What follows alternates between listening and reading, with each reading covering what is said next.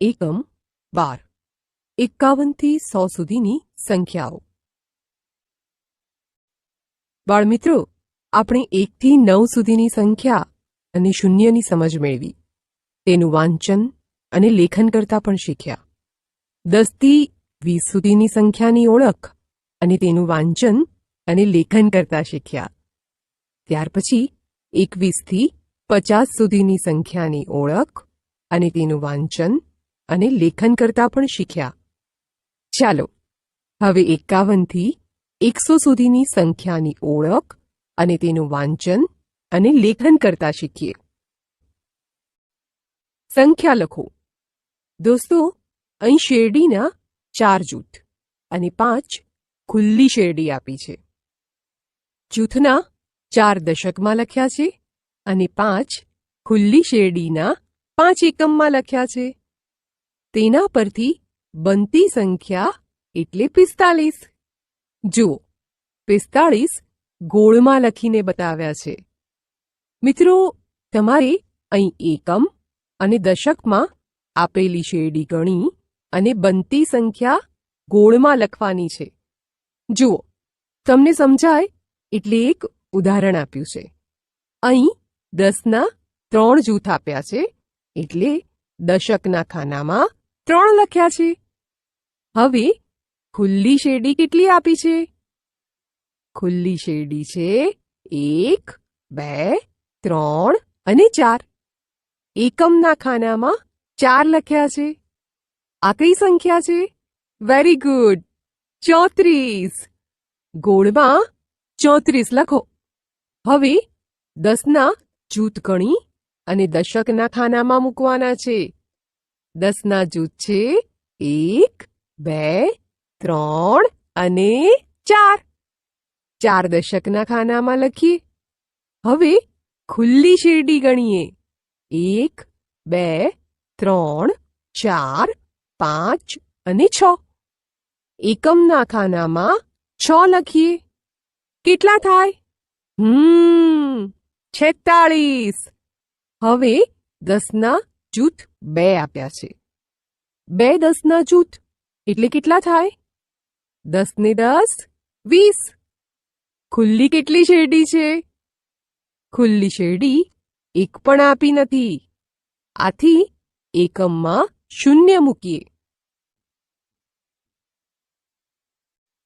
જૂથ અને એકમ દોરો। બાળદોસ્તો, આપણે શેરડીના જૂથ અને ખુલ્લી શેરડી પરથી બનતી સંખ્યા લખી। હવે તમારે આપેલી સંખ્યા પરથી શેરડીના જૂથ અને ખુલ્લી શેરડી દોરી અને એકમ દશક લખવાના છે। જુઓ, અહીં ગોળમાં દશક 4 છે અને એકમ 3 છે। 4 દશક અને 3 એકમ બરાબર 43 થાય, આથી ત્યાં 43 લખ્યા છે। હવે તમારે એકમ અને દશકની શેરડી દોરવાની છે। દશકમાં શેરડીના 4 જૂથ અને એકમમાં 3 ખુલ્લી શેરડી દોરવાની છે। આ દોરાઈ ગઈ, સંખ્યા મુજબ શેરડી। હવે ગોળમાં કઈ સંખ્યા આપી છે? હા, સાચું, 22। એમાં 2 દશક છે અને 2 એકમ છે। દશકના ખાનામાં 2 લખો અને એકમના ખાનામાં પણ 2 લખો।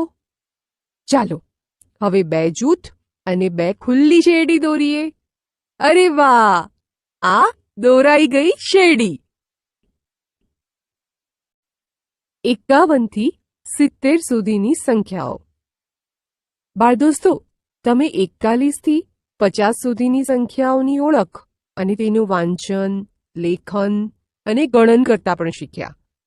હવે આપણે 51 થી 70 સુધીની સંખ્યાની ઓળખ, વાંચન, લેખન અને ગણન કરીએ। હવે અહીં 5 દશક આપ્યા છે। 5 દશક એટલે 50 અને એકમમાં 1 દિવાસળી છે। 50 ને 1, 51।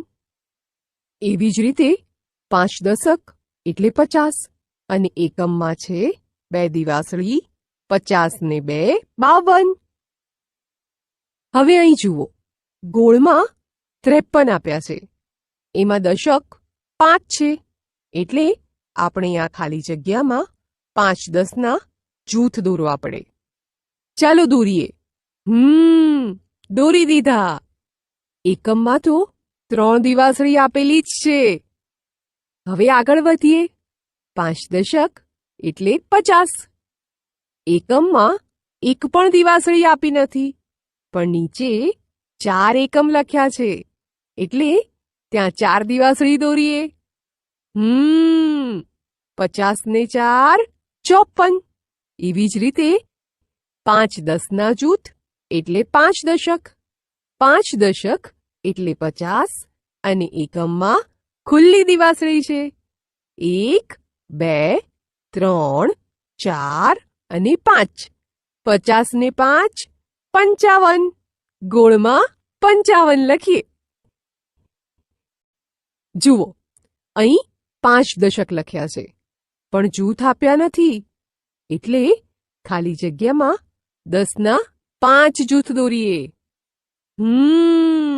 હવે જુઓ, 5 દશક એટલે 50 અને એકમમાં ખુલ્લી દિવાસળી 6 છે. 50 ને 6 56. ગોળમાં 56 લખો. એ મુજબ 5 દશક એટલે 50 અને એકમમાં ખુલ્લી દિવાસળી 7. 50 ને 7 57. ગોળમાં 57 લખો. પછી 10ના 5 જૂથ આપ્યા છે અને 8 એકમમાં લખ્યા છે. ગોળમાં 58 લખ્યા છે. એટલે એકમની ખાલી જગ્યામાં આપણે 8 દિવાસળી દોરી દઈએ. એવી જ રીતે 10ના 5 જૂથ આપ્યા છે અને 9 એકમમાં લખ્યા છે. ગોળમાં 59 લખ્યા છે. એટલે એકમની ખાલી જગ્યામાં આપણે 9 દિવાસળી દોરી દઈએ. દોસ્તો, અહીં જુઓ, આ 5 જૂથ તો આપ્યા જ છે અને એકમમાં પણ ખુલ્લી દિવાસળી 10 થઈ અને તેનું જૂથ બની ગયું છે. હવે તેને એકમમાં ન રખાય એટલે દશકમાં રહેલા જૂથ સાથે મૂકી દઈએ. અહીં 10ના જૂથ 6 થયા. 6 જૂથના 6 અહીં ગોળમાં મૂક્યા છે અને એકમમાં કશું નથી. એટલે એકમના સ્થાનમાં 0 મૂક્યું છે. 50 ને 10 60. ચાલો હવે આગળ વધીએ. 6 10ના જૂથ એટલે 60 અને એકમમાં એક ખુલ્લી દિવાસળી એટલે કે 60 ને 1 61. 6 10ના જૂથ એટલે 60 અને એકમમાં 2 ખુલ્લી દિવાસળી એટલે કે 60 ને 2 62. ગોળમાં લખો 62. હવે 6 10ના જૂથ અને ખુલ્લી 3 દિવાસળી છે એટલે કે 60 ને 3 63. પછી 6 દશક લખ્યા છે પણ દિવાસળીના જૂથ દોર્યા નથી. પહેલા ત્યાં 6 જૂથ દોરી દઈએ. હવે બરાબર છે. 6 10ના જૂથ અને ખુલ્લી 4 દિવાસળી. 60 ને 4 64. ગોળમાં 64 લખો.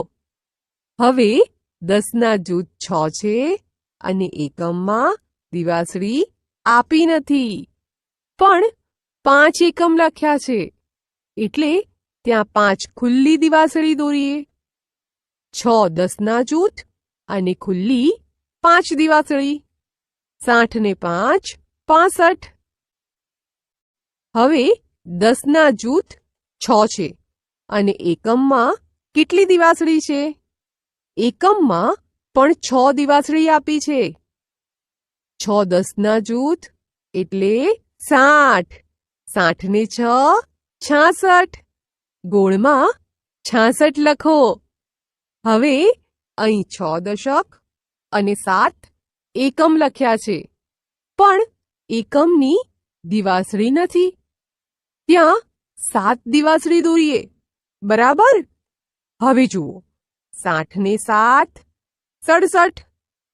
એવી જ રીતે અહીં 6 દશક અને 8 એકમ લખ્યા છે, પણ એકમની દિવાસળી નથી.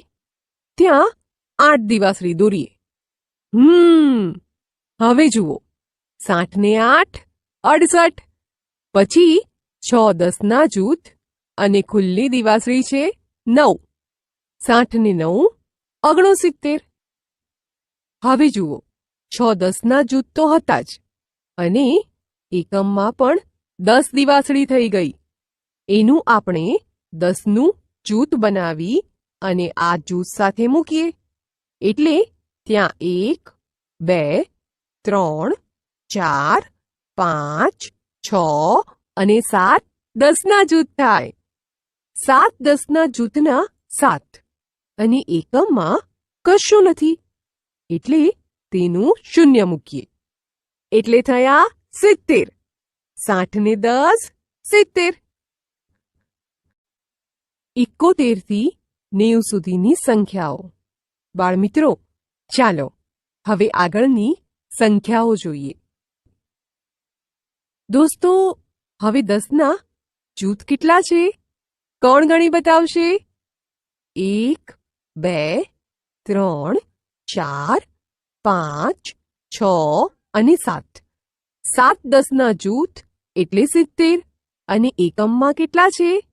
1 છે. 70 ને 1 71. એ મુજબ 7 દશક બરાબર 70. અને એકમમાં 2 દિવાસળી છે. 70 ને 2 72. ચાલો હવે જુઓ, ક્યાં ખાલી જગ્યા છે? હા, એકમમાં દિવાસળી નથી. ત્યાં કેટલી દિવાસળી દોરીશું? સાચો જવાબ 3, કારણ કે એકમમાં 3 લખ્યા છે. આ દોરી લીધી 3 દિવાસળી. 70 ને 3 73. એવી જ રીતે 7 10ના જૂથ બરાબર 70 અને 4 ખુલ્લી દિવાસળી એકમમાં છે, એટલે 70 ને 4 74. હવે ગોળમાં સંખ્યા લખવાની છે. કઈ રીતે સંખ્યા મેળવીશું? 7 દશકના 7 પહેલા મૂકીએ. હવે જુઓ, એકમ કેટલા છે? એકમમાં 1 2 3 4 અને 5 છે. એકમના સ્થાનમાં 5 લખો. 70 ને 5 75. દોસ્તો, હવે 7 10ના જૂથ એટલે 7 દશક અને 6 એકમ આપ્યા છે, પણ દિવાસળી નથી, એટલે ત્યાં 6 દિવાસળી દોરીએ. આ દોરી દીધી 6 દિવાસળી. 70 ને 6 76.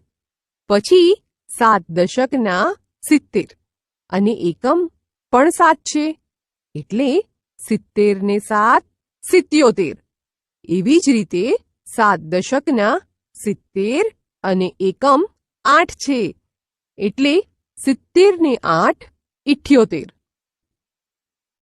હવે જુઓ, 7 દશક તો છે જ, અને એકમમાં 9 આપ્યા છે, પણ દિવાસળી દોરી નથી.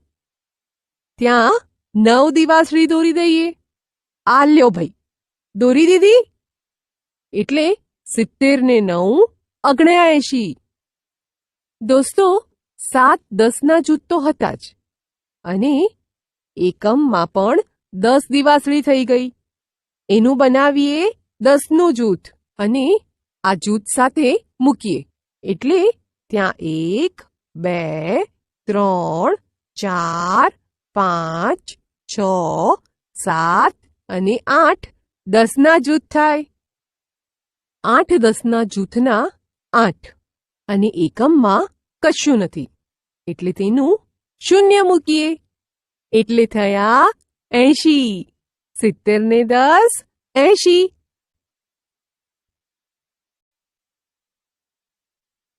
આઠ 10ના જૂથ એટલે 8 દશક. 8 દશક એટલે 80. ખુલ્લી દિવાસળી 1 છે, એટલે કે 1 એકમ છે. 80 ને 1 81. 8 દશક એટલે 80. એકમમાં 2 છે, પણ દિવાસળી નથી. ત્યાં દોરીએ 2 દિવાસળી. 80 ને 2 82. હવે જુઓ, 8 દશક અને 3 એકમ.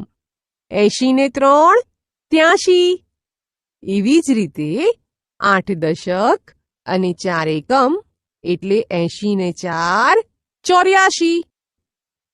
પછી 8 દશક આપ્યા છે અને 5 એકમ લખ્યા છે, પણ એકમની દિવાસળી દોરી નથી. ત્યાં 5 દિવાસળી દોરીએ. હવે જુઓ, 8 દશક એટલે 80 અને 80 ને 5 85. 8 દશકના 80 અને એકમ કેટલા છે? સરસ, 6 એકમ છે. 80 ને 6 86. હવે 80 ને 7 એકમ એટલે 87. હવે જુઓ, 8 દશક છે, પણ એકમમાં દિવાસળી નથી. ત્યાં આપણે કેટલી દિવાસળી દોરીશું? 8 એકમ લખ્યા છે, એટલે 8 દિવાસળી દોરવી પડે.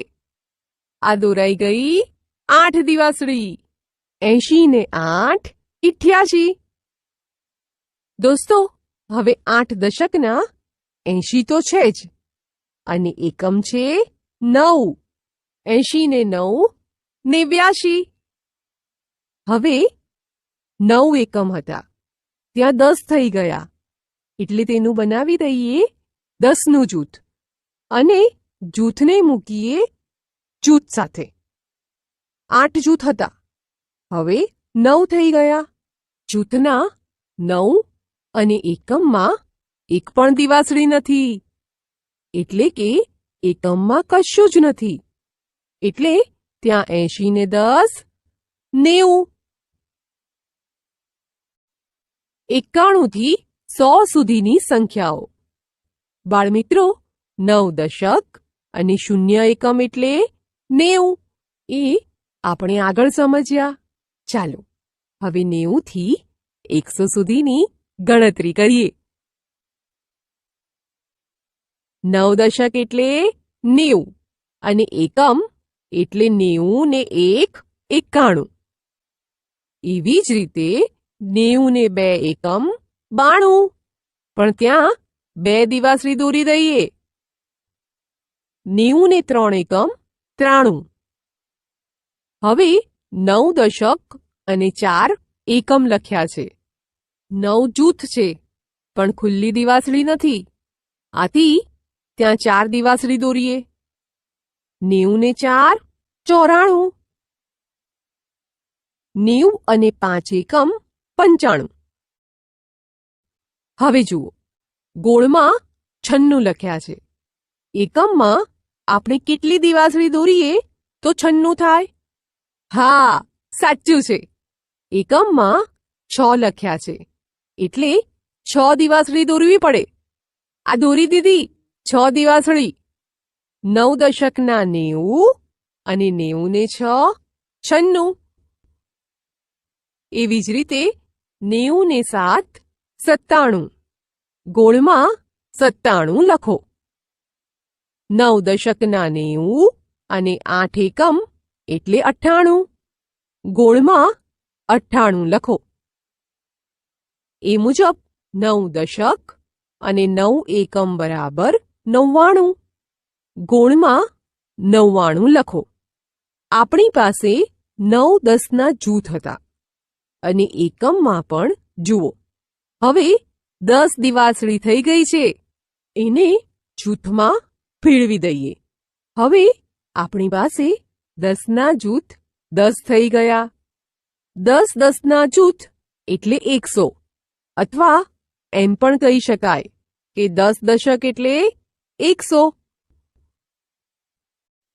સંખ્યા લખો. મિત્રો, હવે આપણે શેરડીના જૂથ અને ખુલ્લી શેરડીની ગણતરી કરી, અને તેના એકમ દશક આપેલા ખાનામાં અને સંખ્યા આપેલા ગોળમાં લખવાની છે. અહીં 10ના જૂથ કેટલા છે? 1 2 3 4 અને 5. દશકના ખાનામાં 5 લખો. એકમમાં 1 શેરડી છે એટલે એકમના ખાનામાં 1 લખીએ. કેટલા થાય?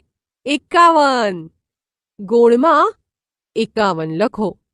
હવે તેની બાજુમાં આપેલા શેરડીના 10ના જૂથ ગણીએ. 1 2 3 4 5 6 અને 7. દશકના ખાનામાં 7 લખો. એકમમાં 3 શેરડી છે એટલે એકમના ખાનામાં 3 લખીએ. ગોળમાં 73 લખો. હવે શેરડીના 10ના જૂથ 6 આપ્યા છે અને ખુલ્લી 4 શેરડી આપી છે. દશકના ખાનામાં 6 લખો અને એકમના ખાનામાં 4 લખો. 64 થાય. એની બાજુમાં પણ 6 10ના જૂથ છે એટલે દશકના ખાનામાં 6 લખો અને ખુલ્લી 6 શેરડી આપી છે. આથી એકમના ખાનામાં પણ 6 લખો. સંખ્યા મળે 66.